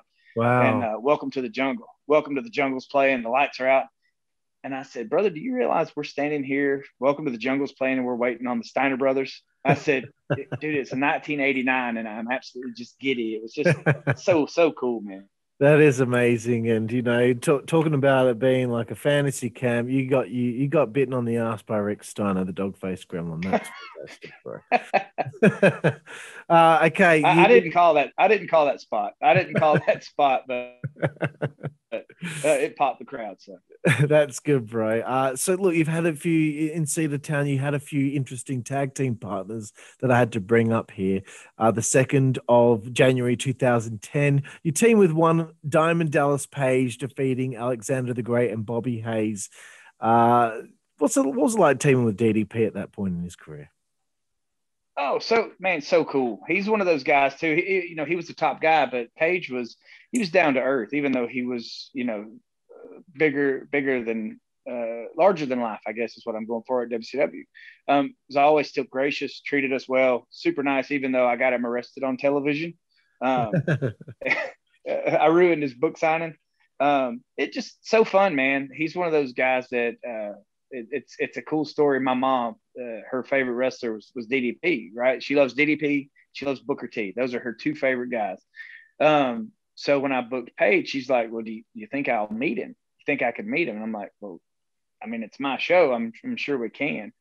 And so he was super cool. I think he gave her a book, and he, took a half hour to spend just talking with her.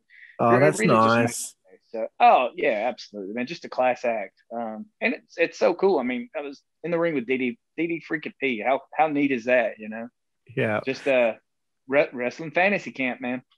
Absolutely, bro. And the fantasy camp continues on the 10th of April 2010. You team with Kevin Nash to defeat Bobby Hayes and David Young in 16 minutes and 24 seconds. Just want to throw that little tidbit on the time out there as well. That's super nerdy of me. But Kevin Nash is one of my favorites. Do you have any stories of working with Kev? Just that one, honestly. I booked him through Bill Barron's. Bill, every time I do anything, Bill's one of those guys. He's one phone call or email from anybody in the business, and so I know I can trust Bill. So I booked Kevin through Bill. Just doing some hot shot booking. Really fun. Kevin actually drove up. I think he was living in Daytona or somewhere at the time. Drove up instead of flying. Just enjoyed the ride. He got there, and it was pretty cool. He comes over to me. We do this little opening thing to sort of pop the crowd and get him in front of people. And he comes over and he's like, "Hey, dude, I'm gonna go to the hotel and check in real quick and stretch and do all that.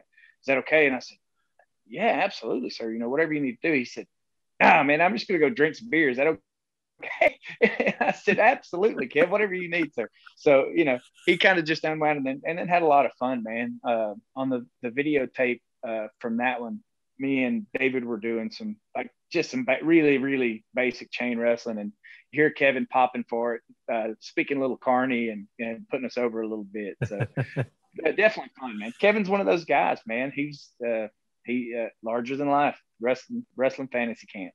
Absolutely, bro. Look right here. I mean, I'm a massive fan. I saw it. Absolutely. Look, and I'm going to put this out there. I put out a tweet a little while ago. And I tagged in Waltman, Nash. Scott Hall doesn't have Twitter anymore, and Dee Snider from Twisted Sister. And I talked about how them and also Hogan, how like their swagger and the way that they carried themselves in WCW and the NWA. I watched that, and I was a shy kid. I was a bit of a dweeb, bit of a nerd. But I started wearing the leather jackets and wearing the bandanas, and I kind of carried myself the way that they used to. And of course, also said Dee Snider taught me that false bravado will eventually become bravado. And that's the reason why I eventually finally got laid for the first time. So I thanked them for it. And they all liked the tweet and they retweeted it as well. So that was nice. Super cool. It's nice that's awesome. My little story of becoming a cool guy was because of them, and they enjoyed it. So just wanted to put that out there. Okay. Cool. Again, we're really close to the end here, but there's a loser leaves wrestling match with David Young on the 9th of July 2016. He defeats you. Was this supposed to be your last match? But then once you think you're out, they pull me back in. Yep, absolutely. It got to that point where, I had a bunch of concussions, and I was fat. I was really, really fat, to be honest with you. I was 249, 250 pounds. And when I wrestled, I was 185 pounds. So yeah, I thought, man, you know what, because my little girl, she was, she never really got to see me wrestle. I thought, hey, let's do this. And David, I trust. I know David's a pro, and we've wrestled so many times that I know it'll be at least good enough to be acceptable for me as a last match, right? And of course, I beat him enough times that I had to put him over my last match. So it was just, that's the way it needed to be. So we did that match, and I was completely, utterly done, with pro wrestling, had no desire to wrestle anymore. And then something else comes up, and, it's like, maybe I could do one more. I hate to go back on my word, but I guess it's pro wrestling, and we make up the rules as we go along. That's it, bro. And I also noticed in my research, 2020 and 2021, you have actually wrestled this year. Is that correct, for Lariato Pro? Yeah, the big LG himself will not let me die. He keeps trying to bring me back around. We connected when he was in Japan, and over our mutual love for Ricky Morton Says, the Twitter that was going around at that time, the fake Ricky Morton Twitter. Yeah. And so, we fast forward, and then Drew asked me to, he actually had me do a cameo on the first Talking Shop of Mania, which was so insane and fun, and just those guys, man, they call themselves good brothers, and it's true. I mean, they're just really a close group of friends, and thankfully they let me kind of be a hanger on now. They had me on the second one as well. I've heard I'll be on the third one, but I don't know for a fact until it happens. But Gallows actually said, "Hey man, can you come do this show for me?" And I hadn't seen a wrestling ring in person in 2 years. Okay. And this is the first show they did post COVID, when stuff was starting to open back up. It was on a ball field. And I went and wrestled. It was me and Gallows first, which is, who goes back and does an Impact Plus taping without ever even looking at their wrestling bag for 2 years? And then it turned into a tag match with him and No Way Jose versus me and Tyson Dean. So I told my wife, I said, who goes and wrestles somebody fresh off WWE? Well, two guys fresh off WWE TV and right on Impact, television, with ring rust just falling off of me as I'm walking to the ring, right? I said, I'm either insane or really think I'm good at this stuff sometimes. But again, those guys treated me well, and they took good care of me. So that's cool, bro. Yeah, no, it's great to see that every now and then you're still popping in and get that little adrenaline rush when you get out into the ring. It's always a nice feeling. You're still a young man. What else do you want to do? Ish, yeah. But what else do you want to do? Do you still want to keep having matches here and there? Is there anything else you want to accomplish in wrestling, or is there anything else you just want to accomplish in life? Man, you know what? Every day that I wake up, the only thing I want to do is be a good dad. That's the number one thing. I had a great conversation with Goldilocks. I think you spoke with her too. Yes. Our kids is the one thing we have to get right. In life, I can maybe not be the best husband, maybe not be the best son or brother or friend or whatever, but if I'm not a good dad, then I've really just failed those girls, and that's something I refuse to do. I try to be a good husband, and I try to be a good son and brother and friend and all that, but the one thing I will not do is be a bad dad. I never really had a relationship, even to this day, with my real dad. So my stepdad raised me since I was about 6 years old. And he showed me how much having that father figure in your life can impact you, good or bad. If you don't have that, and some folks can get by with it without it or whatever. For me, he impacted me tremendously positively. So every day I wake up, man, I got two little girls. I tell them every day how many, probably 15, 20 times how much I love them and how proud I am. And just how grateful I am that I'm their dad. So that, dude, if I get that right, if wrestling happens, then great. Then if I can have some fun and they think it's cool, to come watch dad do it, then sure, I'll do it. That's kind of how it goes now. If Carrie wants to see me wrestle, or if somebody asks me to wrestle, I always ask her. I'll say, you want dad to do it? And if she says yeah, then of course I'm going to do it, because I'm an idiot. That's why. But yeah, man, just wrestling's fun. It's great to be around. I like to kind of be a hanger on and just sort of, or hanger around, I guess is a better way to put it. you know, because cool stuff happens and people are nice to my kiddos, and it makes their day. So wrestling's given me way more than it owed me, or maybe that I deserved from it. So yeah, I mean, if I can just get this whole dad and husband and brother, friend, all that stuff figured out, then I'm doing okay. Absolutely, bro. I really appreciate hearing that, and it's nice to hear that. You know, it is very important to have a strong male figure in your life when you're growing up. And let's not discount moms though either. You know, of course, my mom. You know, I don't want that to be a headline. You know, Air Paris says dads are more important or anything like that. No. My mom was a single. My mom was raising 3 kids with, you know, on welfare until my stepdad came around. So it takes a strong family unit altogether, as far as I'm concerned, to make it right. But shoot, we're over here doing it every day. That's it, bro. My mum, you know, raised kids on her own too, and lived off $1,000 a year for a little while she was studying to be a nurse. Wow. So this is the 90s though, so maybe $1,000 stretched a bit further than that, but that's it doesn't. Yeah. But I never noticed that we weren't doing well at all. So she'd done a very good job. Every Christmas, I still have presents under the tree. So anyway, enough about me and my personal story. The last thing I want to ask you before our final segment here is there anything that you want to plug or mention or get out there to Air Paris fans out there that want to know anything else about you? Well, I mean, I always tell people that my Twitter is mainly just me retweeting funny stuff Shane Helms posts. So you can find my Twitter at ShaneHelmsCom, and you'll save yourself having to see me retweet everything. You can just see it directly from Shane. You know, I'm on social media just under my real name. I think I'm Air Paris 33 on Twitter and Instagram.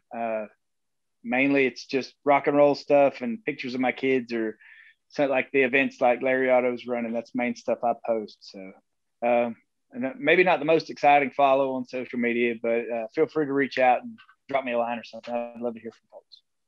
Excellent, Brian. Everyone, please do. This is a great man right here that I'm speaking to. And Frank, I just wanted to bring you to this fantastic final segment that we have on the show. It's called 5 Second Frenzy. You have 5 seconds to answer each question. Even if you don't make the 5 seconds, it's okay.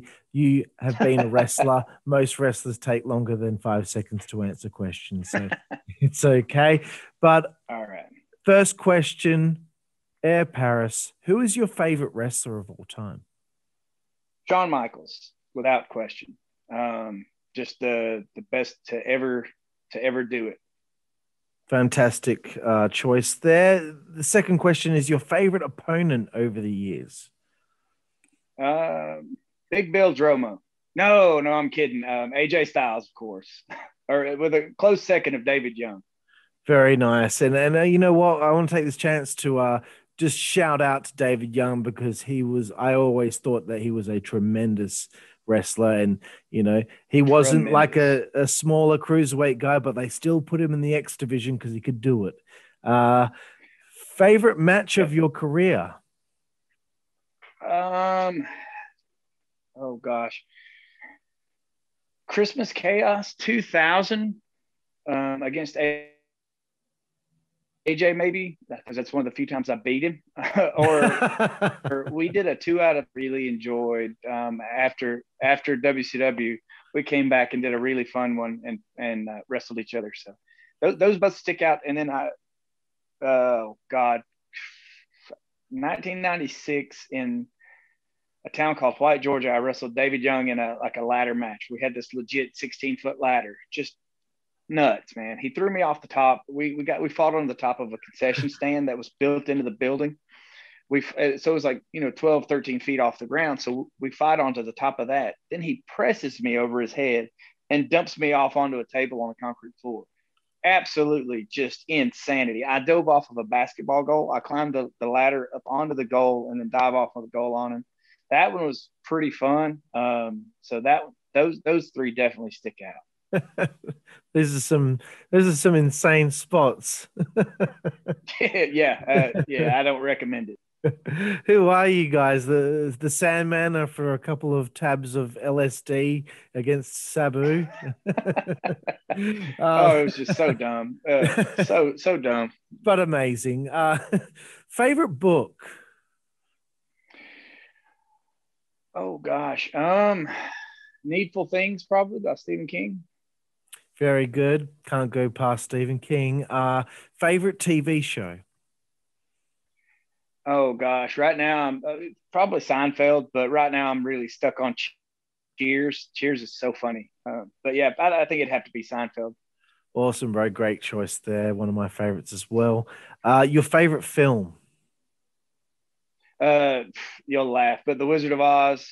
No. There's just something about it. So, I will not laugh at that. When I was a greatest. kid, I watched it on VHS from start to finish. I would rewind it, press play, and watch it again, start to finish. Yep. I was obsessed with it. So, no, fantastic answer. Here's the big one. You love your music. Okay. You love your rock and roll. Favorite musical artist? Widespread Panic. They're you've probably never heard of them, but No. they hold sellout records everywhere. Okay, well, I'll have to check them out after this. I trust you that they are someone decent. Favorite food? Tacos, just versatile. You can do tacos 100 different ways, so that's an easy one. Excellent. And Sabu's favorite food is also Mexican food. Who was the last guy I interviewed? Favorite place to eat on the road? Nice. I got burned out on Cracker Barrel, so I'm gonna say Denny's. I'm a cheap date, or Waffle House, maybe one of those two. We always get Waffle House. We have had Cracker Barrel, and Elix Skipper actually works with Cracker Barrel right now. I think he's like an area manager or something like that. I asked him to be on the show, but he said he didn't want to do interviews anymore. But I thought, since you said Cracker Barrel, Elix, I thought I'd just throw that out there. Yeah. Love Elix. Third last one. Okay. I don't know if you're a drinker, but your favorite alcoholic beverage? I like cold beer, just really cold beer. And then hanging out with the Talking Shop guys, they've sort of got me started on those hard seltzers a little bit, which is nice. Yeah, those trying to keep off all that weight that I dropped. So either really cold beer and I like those seltzers as well. Yeah, I like an ice cold beer myself. Obviously, in Australia, it's hard to keep it cold for very long, but I have been delving into the hard seltzers recently. When you look, I'm just ranting now, but we went to a couple weddings recently, and I like to have a couple drinks before a wedding because the ceremony can be, the same thing over and over again. Hard seltzers, sure. Perfect. Because if you have a beer, you're all bloated and you need to go to the toilet within 15 minutes. Seltzers, perfect. It's anyone out there? I'm just giving you that recommendation. Okay, second last one here on the show. Okay. It's the naughtiest one. It's your favorite female body part. Oh gosh. Let's see. All of my wife. How about we say that? Just the whole package. She's my favorite. She's my favorite girl. So I'll just stick with that. Lovely, bro. Lovely. We've had some pretty. When we're not taping, I'll tell you. I heard a comedian tell a joke that I don't want to attach my name or voice to because I have little girls. So okay. But I will recommend the comedian to you. Cool. Well, we'll talk off the air about that. Cool, bro.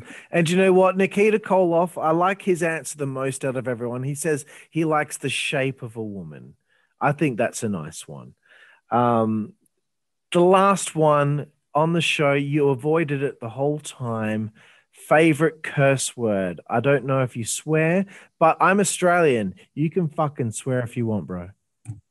That would be my favorite. I will say though that I try to sort of keep my public persona a little bit PG because again, my kids may try to see stuff, so I don't want them to see Dad blasting off F-bombs. But I can tell you, I've got an old Jeep, and when something happens and I slip or something happens or something breaks, you can guarantee that that's the first one popping out. and usually multiples of it. So awesome, bro. Everyone's in their little box of anger in a car when, you know, driving a car, you know, people act in a way that they wouldn't act in real life. But bro, absolutely. I want to thank you so much for chatting with me. This has been so much fun. I really wanted to make this the ultimate Air Paris interview, to go through each and every step of your time in wrestling and beyond. And it means a lot to me. And, you know, you said to me, as I said to you before the interview, you don't think that anyone cares about you in the wrestling world anymore, but from the most isolated city here in the world, Perth, Western Australia, you have this guy right here that has been curious about you and your career for the last 20 years. And I want you to know that I appreciate you and everything that you've done in the business and in life, because you're doing a great thing by being a great father to your girls. Man, I appreciate that. And so I guess now we got to figure out vacations. I have somewhere to stay when I get down under, and if you ever come to Georgia, then you can crash at my place, man. Sounds good, bro. I plan on it once this whole pandemic craziness is over. I want to go over there. I want to finally see the United States. I went there when I was a little kid, but you know, now I can go over there and you know, really see things and remember everything, because the only thing I remember when I was a kid was being in the gift shop at Disneyland. Not anything else in Disneyland, just the gift shop. That's cruel, but that's where they get you, man. Those mouse ears for $40 a pop to wear. That's where they get you. And of course, bro, you come down under, I'm going to cook you a great Australian barbecue. That's for sure. Sounds good, dude. Well, thank you again, sir. Really appreciate your time. And, you know, again, this has just been a blast. Thank you. I really appreciate it, man. Anytime. Thank you, bro. And thank you, everyone out there, for watching the Insider's Edge podcast here on the WZWA Network in conjunction with Blue Wire Hustle. I'm your host with the most on the West Coast, Karlifornia Infirri, with my new friend, Air Paris. And we will see you guys next time. Thank you.